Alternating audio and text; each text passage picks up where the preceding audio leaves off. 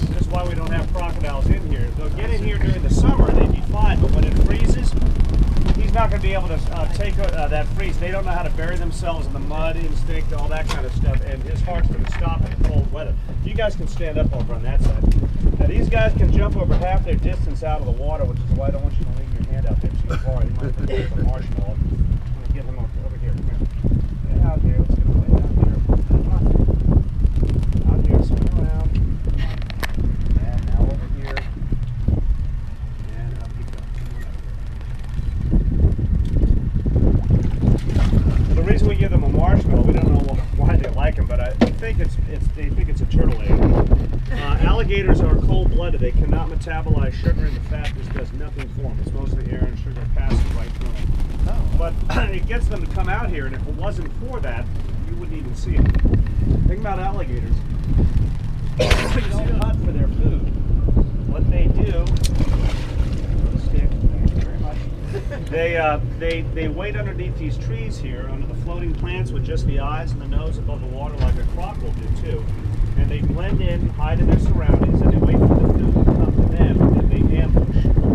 Between here and that river out there, there's a dozen alligators, but you're not going to see them. They're going to be up under these plants, staying still, blending in, waiting to ambush their food. So by giving this little marshmallow, they like it, but it doesn't do anything for them. It gets them out of the boat so you guys can see them. Otherwise, it wouldn't be nearly as exciting.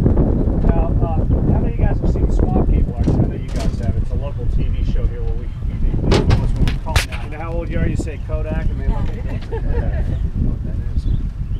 Okay, come on over here. Oh, over here. Not my hand. No, over here. Hey.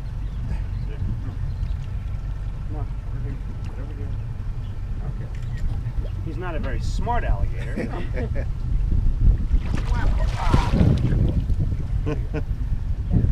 Hello. There you go. Let go of the stick. Thank you very much.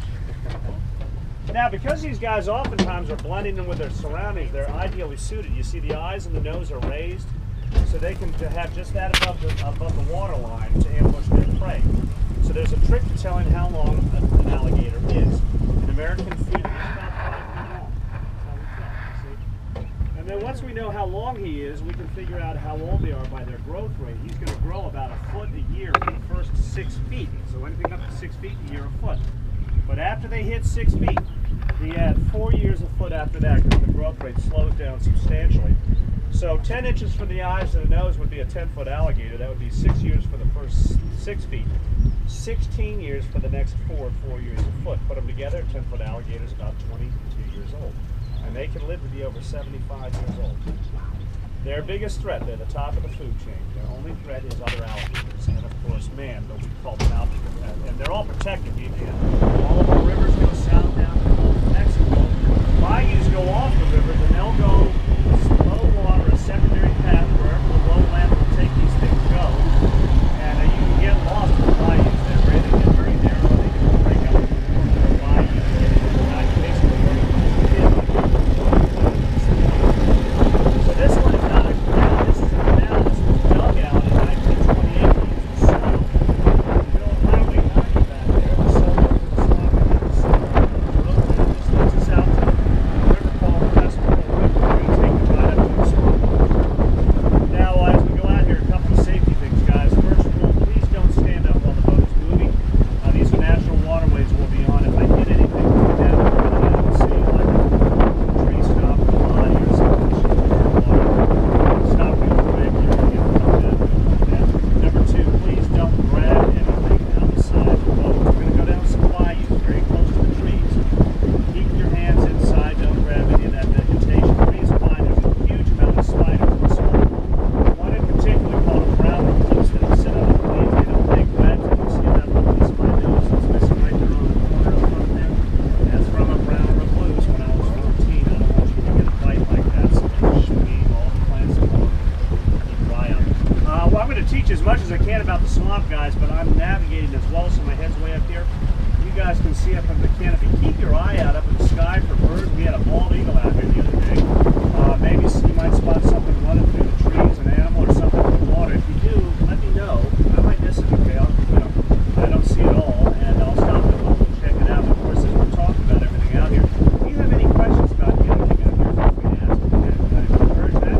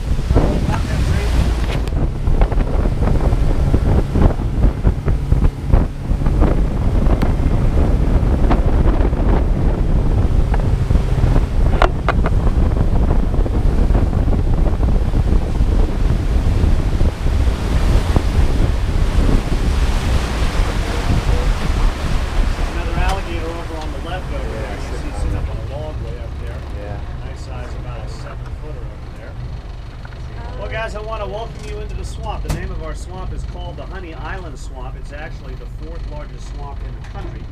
It covers an area with conditions just like you see around you, most of it uninhabited, of over 250 square miles. It's over 2.5 times the size of the entire city of Washington, D.C. And you come out into this thing and you don't know what you're doing, you can get in trouble really quick out here. You don't know how to handle this out here. Now where we are, we're on this river called the West Pearl River. The river begins all the way up in Philadelphia, Mississippi. That's a little town called Jackson, Mississippi, about a 2-hour drive north of here. And all rivers... Open. Oh, you mean that? That's okay. I'm all right. Now there's various elevations in the swamp, guys, and even as low as it is now, you can see in there, see how it's flooded all up in there? And there's just barely a little dry spots in there. So this is all for public land for hunting, trapping, and fishing. But one thing you've got to remember out here, every animal out here has to be able to fly or swim.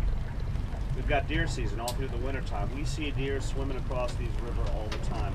They wade through that stuff eating the vegetation. That's what they eat.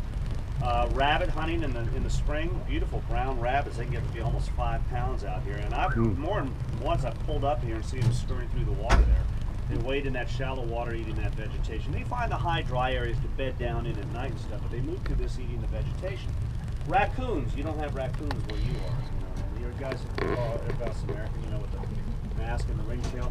They're all up in the trees and they come down and they wade through that shallow water because down in the mud, everywhere in the swamp, are crawfish. This is a beautiful time of the year to be here, guys.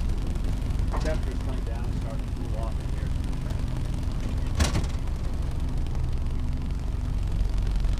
The tree right on your left is a totally maple tree. You can see it's called a Drummond's maple. You don't have a sugar maple. You're in the mix. You are in the mix. Wow.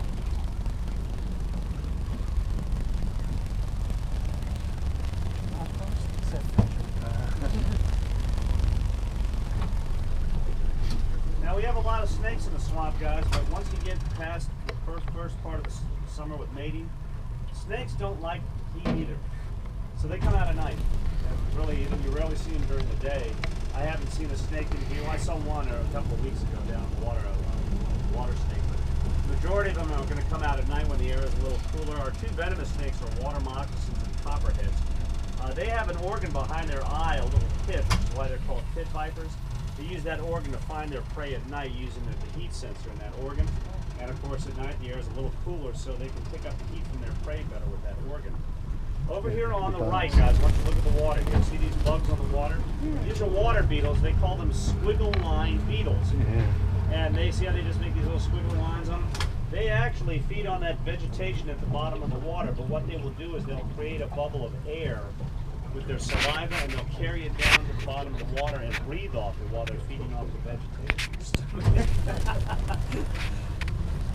But it does, it takes away headache.